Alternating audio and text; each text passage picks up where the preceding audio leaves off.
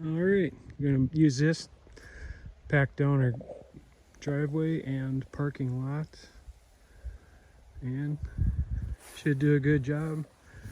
It just vibrates like crazy right there, and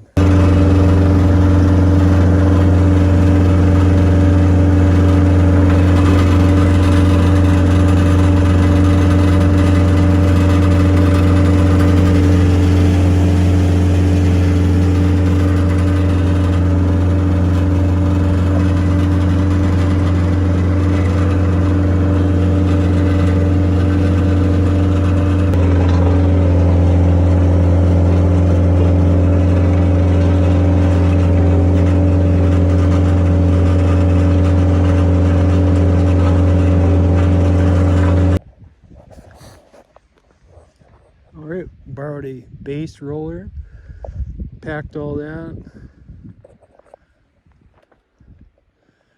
Got trailers parked there. They haven't even sunk on the tongues at all. Got room for 3 more trailers over here. Maybe one over there, put the container up there.